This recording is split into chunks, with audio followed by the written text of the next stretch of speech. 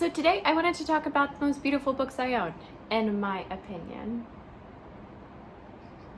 I feel like that needs to be stated. First, I'm going to go through my classics, what I think are the most beautiful editions. So I am an avid book reader, but I'm also a book collector. So there are certain special editions that I feel I just have to have on my shelf. So you'll notice I do have repeats of a lot of books.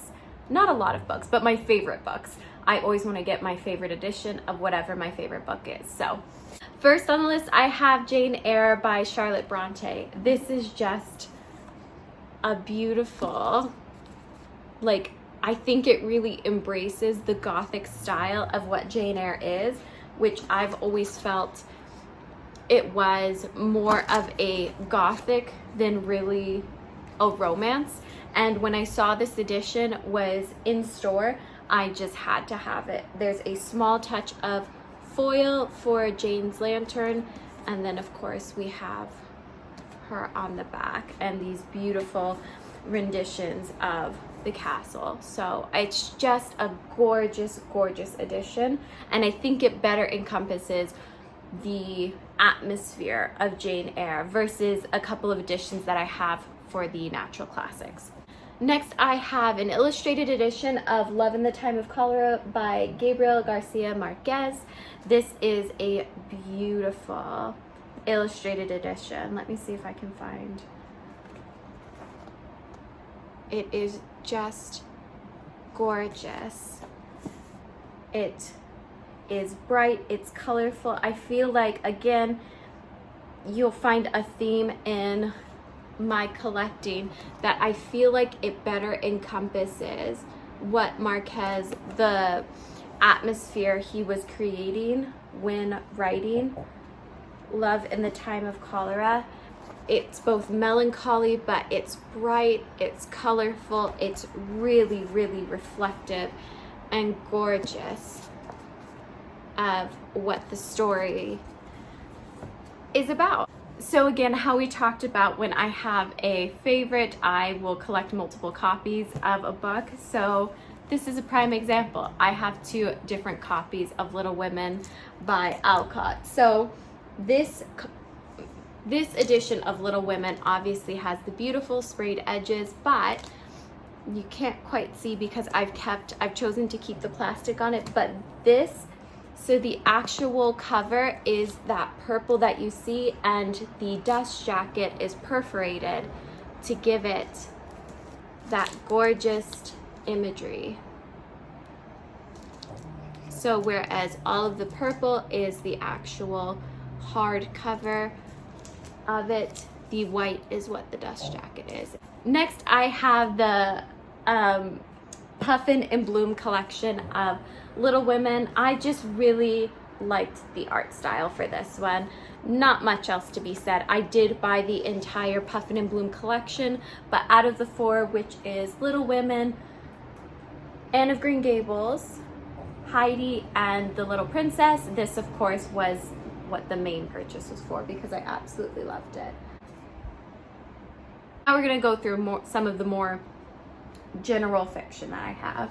First on the list, I actually have The Way of Kings by Sanderson. So Way of Kings, I'm actually going to put it under the umbrella of Stormlight Archive because I love, apparently this is like a very well-known illustrator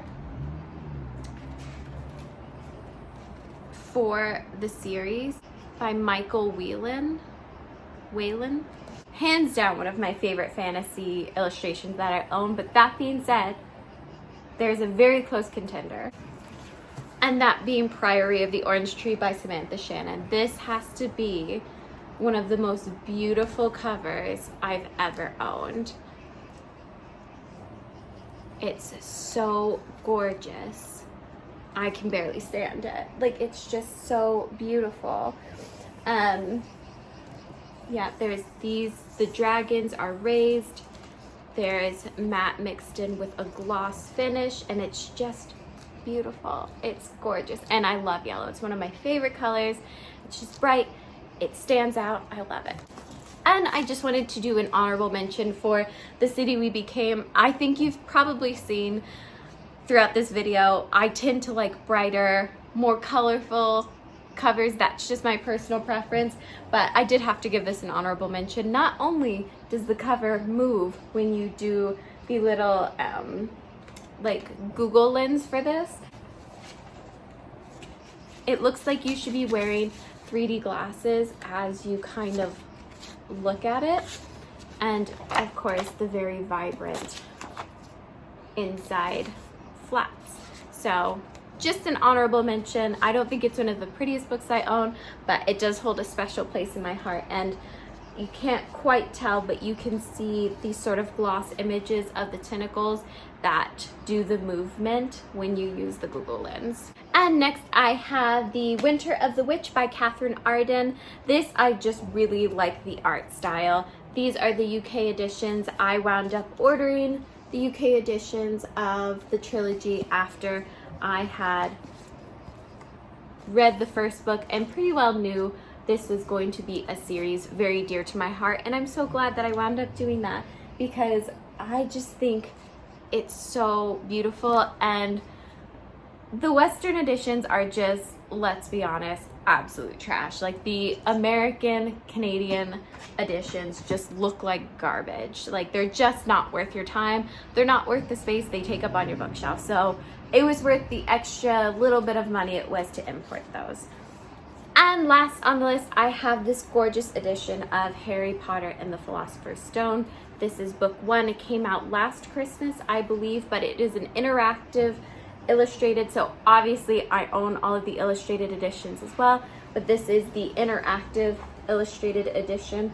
So as you go through, you will see that you can like move and play with all of these different themes. And there's also a really gorgeous, let's see if I can carefully do this because I don't want to ruin it, like fold out illustrations of Hogsmeade,